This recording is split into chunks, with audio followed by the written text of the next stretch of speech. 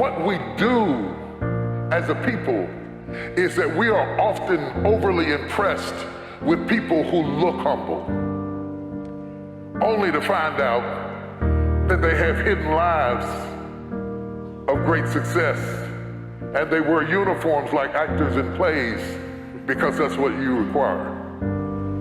I choose to be myself. Life is too short to be anybody else. Clothe yourselves, all of you, with humility, for God opposes the proud, but gives grace to the humble, and grace to the humble.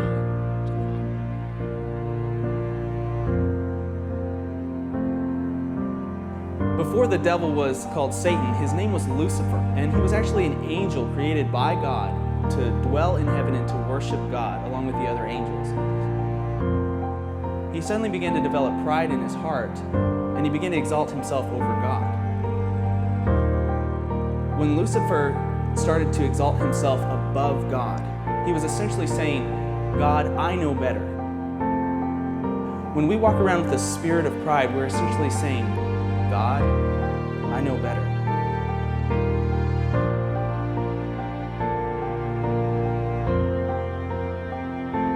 Everything that matters about you, good or bad, is a result of the narrative in your head.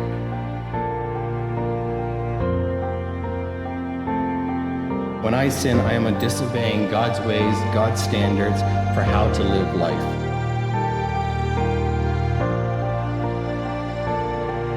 People who disobey God, they're going to hurt other people. I'm telling you, the thing that is fighting you is fighting him.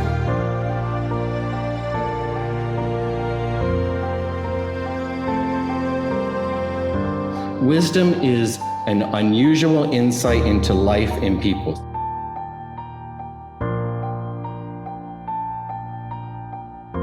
If you become wise, you'll be the one to benefit. But if you scorn wisdom, you will be the one to suffer.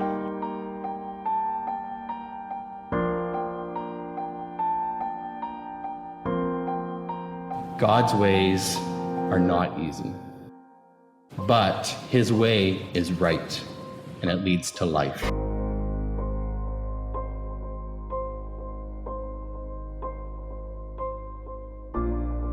My child, if sinners entice you, turn your back on them. The thief will come.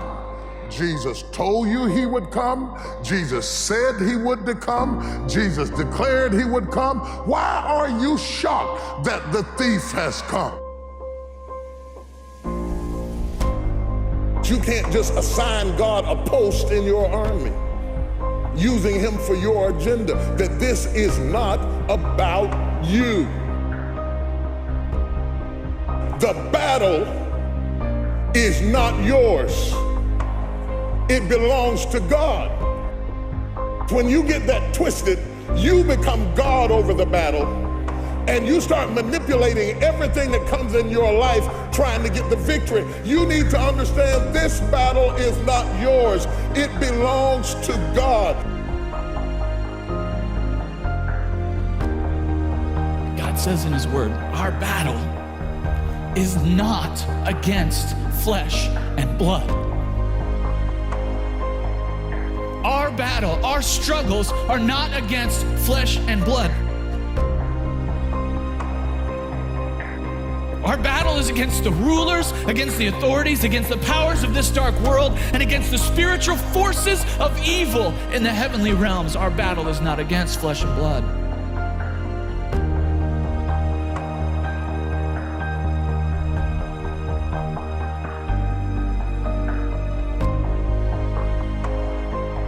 And in prospect of all the glory and blessings that would follow from Christ's atoning sacrifice, it pleased the Lord to bruise him. He hath put him to grief. We cannot have the slightest conception of what that bruising and that grief must have been. We do not know what our Lord's physical and mental agonies must have been, yet they were only the shell of his sufferings. His soul agony was the kernel. And it was that which made him cry, my God, why hast thou forsaken me? Then it was that the precious corn of wheat fell into the ground and died, and dying brought forth much fruit.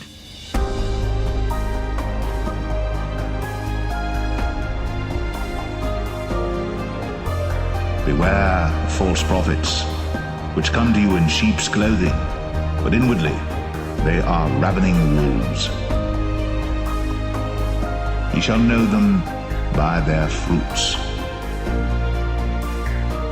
Do men gather grapes of thorns, or figs of thistles? Even so, every good tree bringeth forth good fruit, but a corrupt tree bringeth forth evil fruit. A good tree cannot bring forth evil fruit, neither can a corrupt tree bring forth good fruit. Every tree that bringeth not forth good fruit is hewn down and cast into the fire. Wherefore, by their fruits ye shall know them.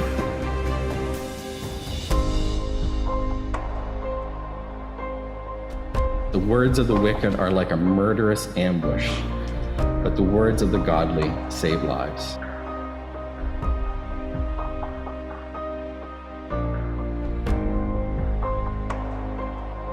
Nothing can separate you from his relentless love. Such a man's praise is not from men, but from God.